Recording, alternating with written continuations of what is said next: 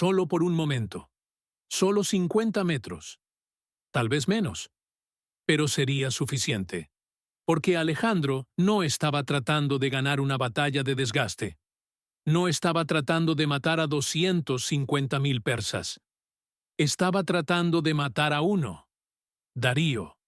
Corta la cabeza de la serpiente y el cuerpo muere. Esta era la trampa, no de acero, no de arqueros, no de terreno, una trampa de psicología, de tiempo, de espacio, de precisión quirúrgica, y todo dependía de un momento, una brecha, una carga, una oportunidad que duraría tal vez 30 segundos. 30 segundos para cambiar el mundo. 1 de octubre, 331 a.C. Amanecer en Gaugamela. El sol se levantó sobre dos de los ejércitos más grandes que el mundo había visto jamás. Darío formó su línea primero. En el centro, él mismo, en su carro real dorado, tirado por 4 caballos blancos. A su alrededor, los 10.000 inmortales, sus armaduras de escamas brillando como oro líquido bajo el sol naciente.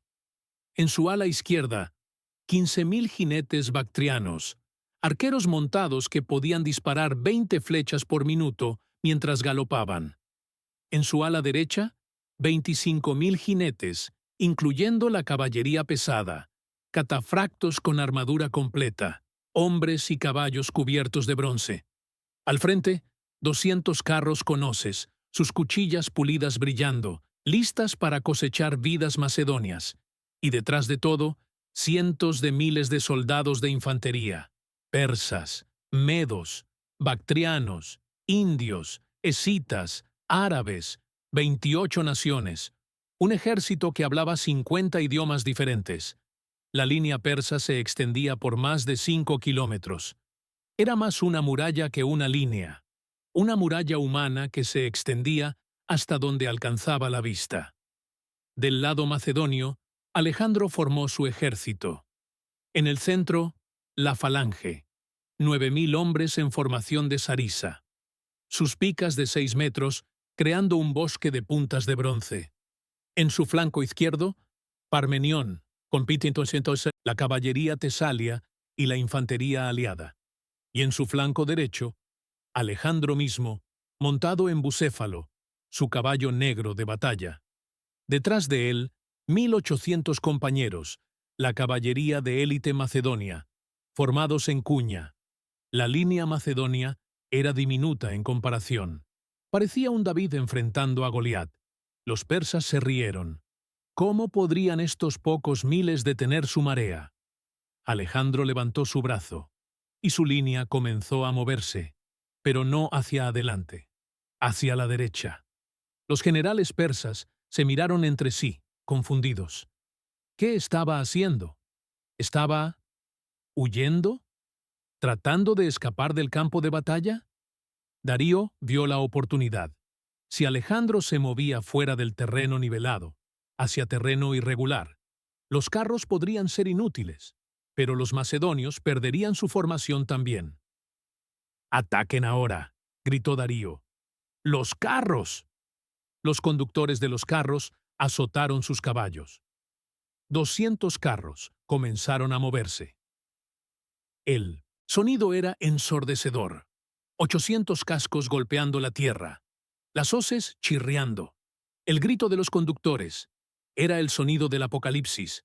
Los carros aceleraron. De trote a galope. De galope a carga completa. 150 metros. 100 metros. 50 metros. Los macedonios en la primera línea podían ver las hoces ahora.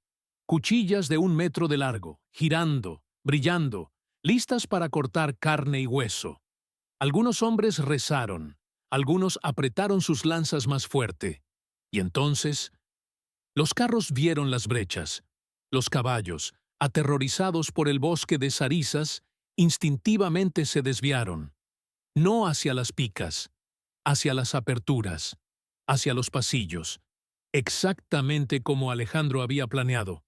150 carros fluyeron a través de las brechas. Pasaron a través de la falange macedonia como agua a través de un colador, sin tocar a nadie. Los conductores persas estaban confundidos. ¿Dónde estaban los enemigos? ¿Dónde estaban las víctimas?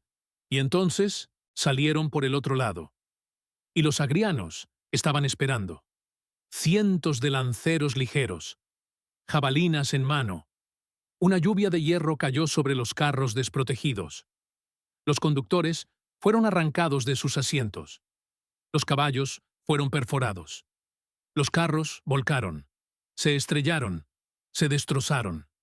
En 30 segundos, 200 carros se convirtieron en 200 montones de madera astillada y caballos agonizantes. La primera arma de Darío, eliminada. 0 bajas macedonias. Darío, viendo el fracaso de sus carros, ordenó el siguiente ataque. ¡Caballería! ¡Envuelvan sus flancos! Su ala izquierda, 15.000 jinetes bactrianos, cargó hacia el flanco derecho de Alejandro. Pero Alejandro continuaba moviéndose hacia la derecha, más y más hacia la derecha, arrastrando toda su línea con él. Los persas persiguieron. Tenían que hacerlo. Si dejaban que Alejandro rodeara su flanco, sería un desastre. Darío envió más caballería. Otros 5.000. Luego, 10.000. Más. Alejandro seguía moviéndose hacia la derecha, como un torero esquivando un toro, atrayéndolo, provocándolo. Y entonces Alejandro lo vio. La trampa estaba lista. La caballería persa, en su prisa por perseguir a Alejandro, había estirado su línea. Se habían alejado del centro, y en el centro persa, justo donde estaba Darío, donde estaban los inmortales, se abrió una brecha. 50 metros, tal vez 40. Un espacio pequeño. Pero para Alejandro era el universo entero. Giró a Bucéfalo, miró a sus compañeros, 1.800 jinetes, los mejores de Macedonia, los hombres que habían cabalgado con él desde Pela, que habían cruzado el Helesponto, que habían conquistado Asia Menor. Sus hermanos. ¡Por Macedonia!, gritó Alejandro. ¡Por la gloria! Y cargó. Los compañeros formaron una cuña, una formación de flecha, con Alejandro en la punta. No era una línea de caballería, era un ariete humano, una lanza viviente. Cargaron hacia esa brecha de 1.050 metros. Los inmortales persas vieron venir a los macedonios. Trataron de cerrar la brecha, pero era demasiado tarde. La cuña macedonia golpeó la línea persa como un rayo. Alejandro iba adelante. Su lanza atravesó al primer inmortal, luego al segundo, al tercero. Cuando su lanza se rompió, desenvainó su espada, cortando, apuñalando, destruyendo. Detrás de él, los compañeros empujaban, cada jinete protegido por el hombre delante de él. Una formación imparable. La brecha se amplió. 10 metros, 20, 30. Los inmortales, los guerreros supuestamente invencibles, entraron en pánico. Nunca habían enfrentado algo así. Nunca habían visto caballería cargar en formación de cuña. Nunca habían sentido esta intensidad. Y de repente, Alejandro estaba a través de la línea. Y ahí, a 20 metros de distancia, estaba Darío, el rey de reyes, el señor de Asia, el gobernante de 50 millones de personas, en su carro dorado, sus ojos encontrándose con los de Alejandro. Por un momento, el tiempo se detuvo. 2 hombres, 2 reyes, 2 mundos. Alejandro espoleó a Bucéfalo, levantó su espada, y Darío vio algo en esos ojos. No respeto, no miedo, hambre pura. Darío, el hombre que había gobernado el imperio más grande del mundo, que había cenado en platos de oro, que había sido adorado como un dios viviente, rompió, giró su carro, azotó sus caballos y huyó. Cuando un rey huye, un ejército se convierte en una turba. Los inmortales, viendo a su rey correr, entraron en pánico. Los que estaban cerca de Darío trataron de proteger su retirada. Los demás simplemente corrieron. La caballería persa, viendo el centro colapsar, dejó de luchar contra Parmenión en el flanco izquierdo macedonio. Se giraron y huyeron. 250.000 hombres, 28 naciones, el ejército más grande jamás reunido, corriendo. No fue una retirada, fue una estampida. Los macedonios persiguieron. Alejandro lideró la cacería, personalmente. Galopó durante 120 kilómetros tratando de alcanzar a Darío. Pero Darío había cambiado su carro dorado por un caballo rápido. Abandonó su corona, su manto real, su dignidad. Huyó hacia las montañas de Media, dejando atrás todo, su tesoro, su familia, su imperio. Los macedonios lo persiguieron hasta el anochecer. No lucharon, cazaron, como lobos cazando ovejas. Al final del día, el campo de batalla de Gaugamela estaba alfombrado de cuerpos persas. 40.000 muertos en el propio campo de batalla. Sus cuerpos apilados tan alto que en algunos lugares no se podía ver el suelo. Otros 90.000 murieron en la persecución, atravesados por lanzas, pisoteados por caballos, aplastados en estampidas mientras sus propios camaradas los atropellaban en pánico. 30.000 fueron capturados. Del lado macedonio, 1.000 muertos, 3.000 heridos. No fue una batalla, fue un sacrificio. Alejandro regresó esa noche. ¿No persiguió más? No tenía que hacerlo. Darío estaba acabado, su ejército destruido, su credibilidad destrozada. Un rey que huye no puede gobernar. Alejandro marchó hacia Babilonia. Las puertas se abrieron sin resistencia. La ciudad más grande del mundo se rindió sin disparar una flecha. Luego Susa, luego Persépolis, la capital persa. Alejandro entró en el palacio donde habían gobernado Ciro, Cambises, Darío I, y lo quemó hasta los cimientos. Darío huyó hacia el este, hacia Bactriana, esperando reunir otro ejército, esperando que sus sátrapas permanecieran leales. Pero un rey que huye no inspira lealtad, inspira desprecio. En julio de 330 a.C., un año después de Gaugamela, el sátrapa Besos y otros nobles persas detuvieron el carro de Darío, no para protegerlo. En el año 331 a.C., el imperio persa era la superpotencia del mundo antiguo. Durante 200 años, ningún enemigo había logrado derrotarlos. Sus ejércitos eran una marea imparable de 1.000.000 de hombres. Sus generales, legendarios. Su imperio, el más grande que el mundo había visto jamás. Desde las pirámides de Egipto hasta las montañas del Hindú Kush. Desde el Mediterráneo hasta el Valle del Indo. 28 naciones sometidas. 50 millones de súbditos, el 44% de la población mundial, bajo una sola corona. Pero en las llanuras polvorientas de Gaugamela, el rey Darío III cometió un error fatal. No fue derrotado por un ejército más grande. No fue destruido por armas superiores. Fue aniquilado por una trampa tan brillante, tan devastadora, que borraría su imperio de la historia para siempre.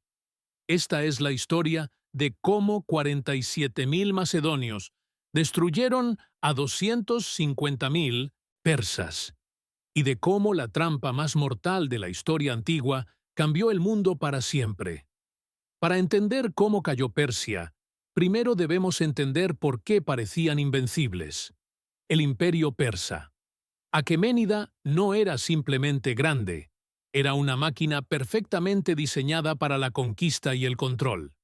Todo comenzó con Ciro el Grande. En 559 a.C., Ciro conquistó Babilonia en una sola noche.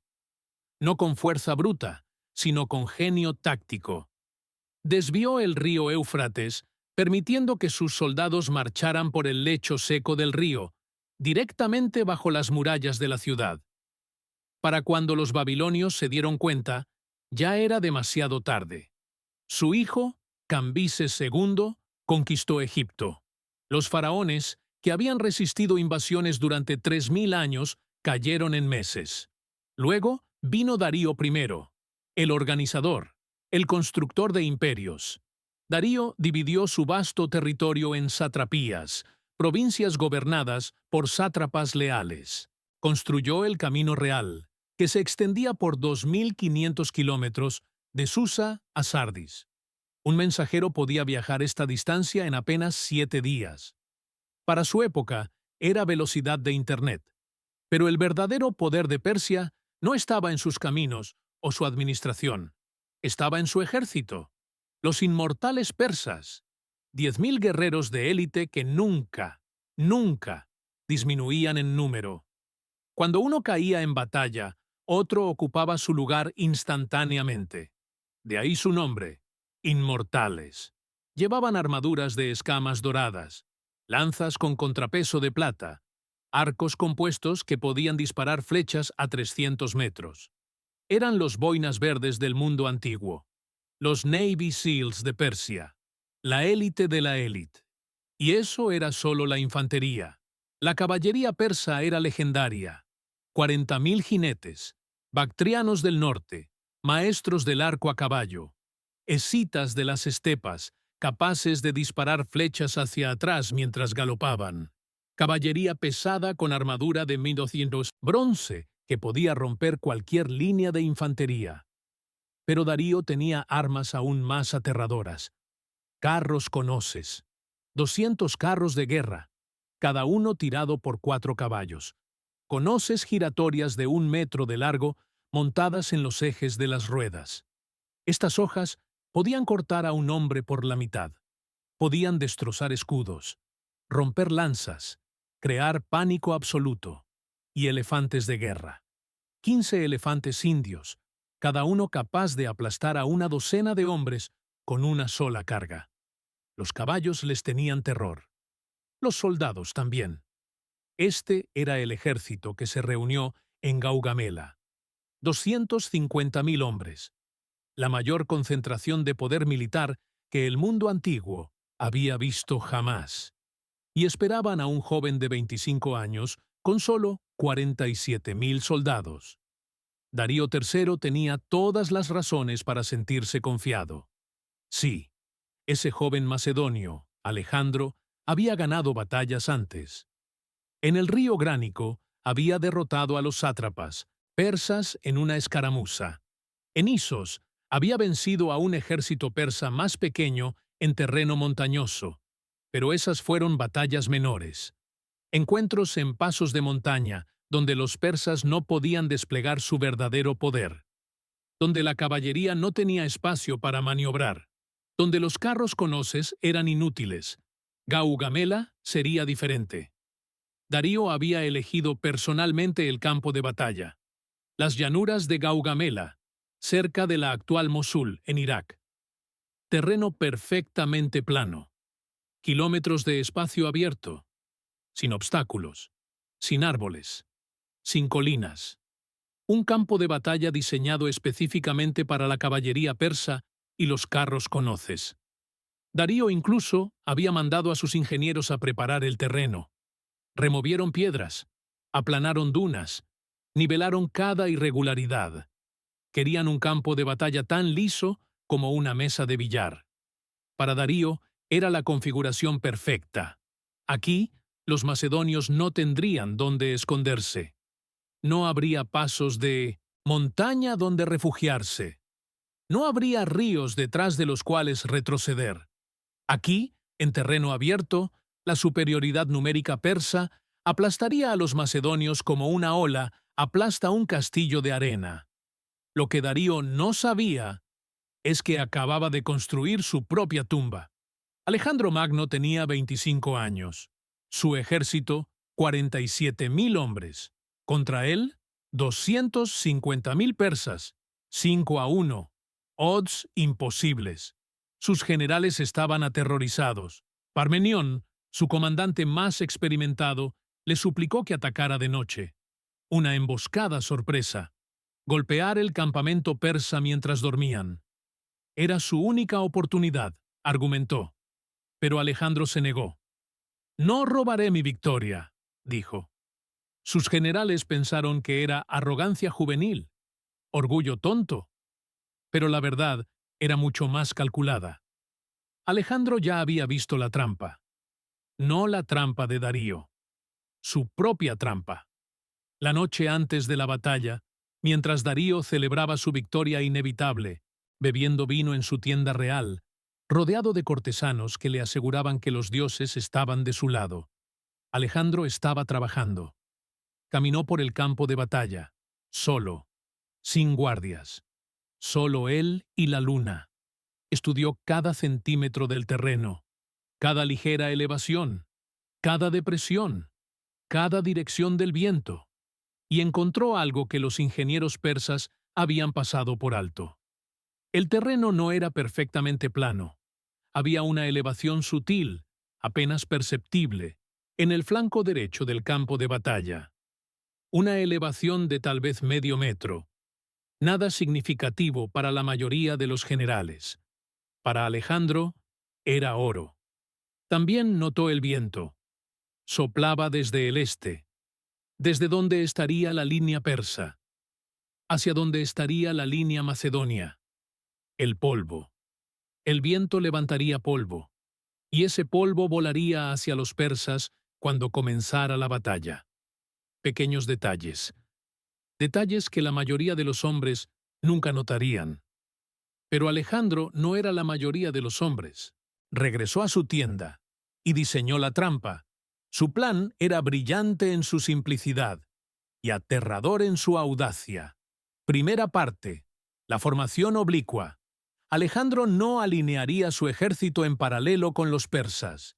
Eso es lo que Darío esperaba. Una línea contra otra línea, donde los números persas simplemente aplastarían a los macedonios. En cambio, Alejandro formaría su línea en ángulo. Su flanco derecho, donde él personalmente lideraría a los compañeros, la caballería de élite macedonia, apuntaría hacia la derecha, lejos del centro persa. ¿Por qué? ¿Por qué alejarse del enemigo? Porque Alejandro entendía la psicología. Darío había preparado este campo de batalla específicamente para sus carros con hoces. Había nivelado el terreno. Había practicado las rutas de carga. Tenía 200 carros listos para destrozar la línea macedonia. Pero Alejandro sabía algo sobre caballos que Darío había olvidado.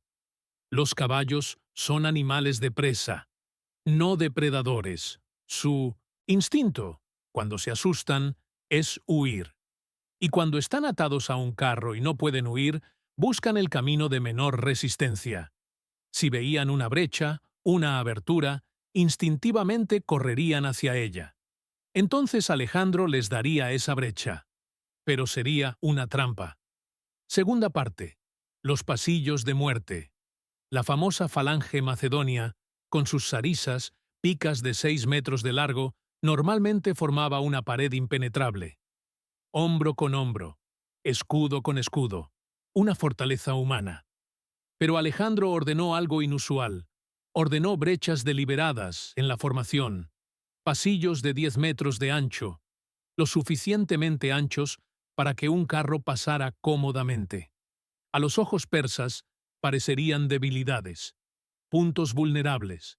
A los ojos de Alejandro eran embudos. Los carros cargarían, verían las brechas.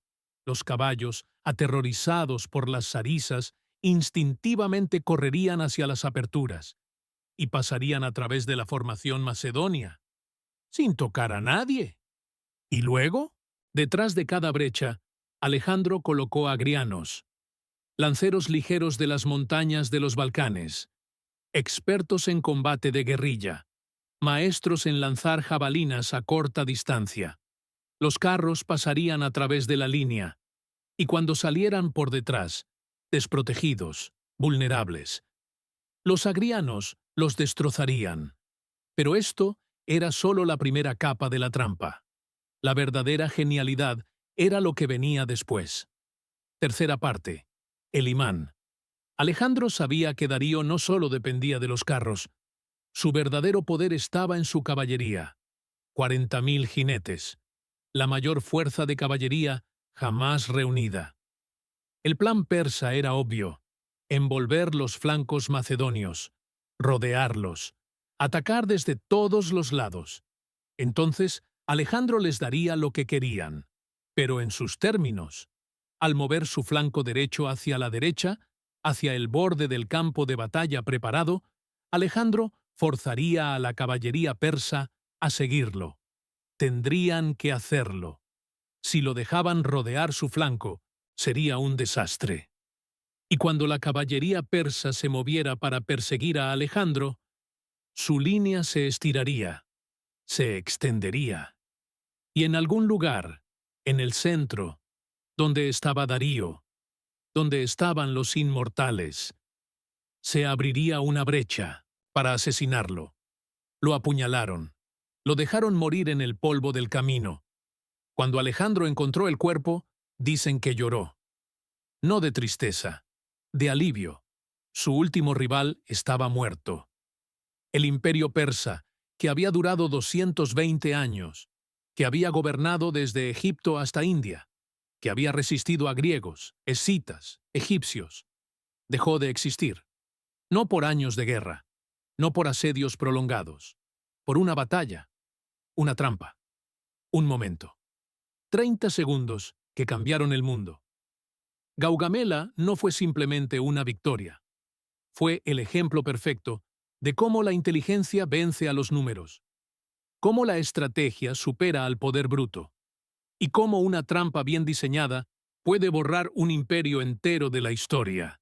Alejandro no ganó porque tenía más soldados, no ganó porque tenía mejores armas, ganó porque entendió algo fundamental sobre la guerra.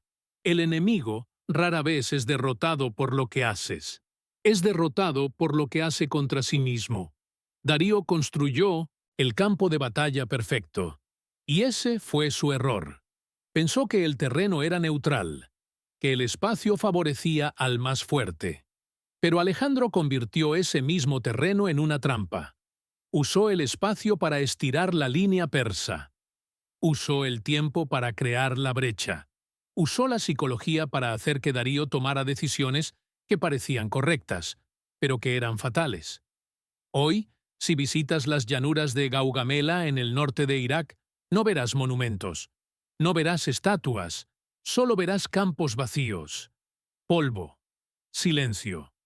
Pero hace 2355 años, en ese polvo, se decidió el destino del mundo. La cultura griega se fusionó con la oriental, creando la era helenística. El idioma griego se convirtió en la lengua de la ciencia, la filosofía, el comercio. Las ciudades persas se convirtieron en ciudades griegas. El mundo cambió, y todo porque un rey de 25 años entendió algo que un imperio de 200 años no comprendió. El mejor terreno para tu enemigo puede convertirse en la trampa perfecta. Las ruinas de Persépolis todavía están allí. Columnas rotas, palacios quemados, un recordatorio silencioso. Ningún imperio es invencible, y la trampa más mortal no es la que ves venir, es la que construyes para ti mismo. Si quieres ver más trampas mortales que cambiaron la historia, suscríbete al canal. La próxima semana, la trampa mortal que borró al Imperio Romano de la historia. Nos vemos entonces.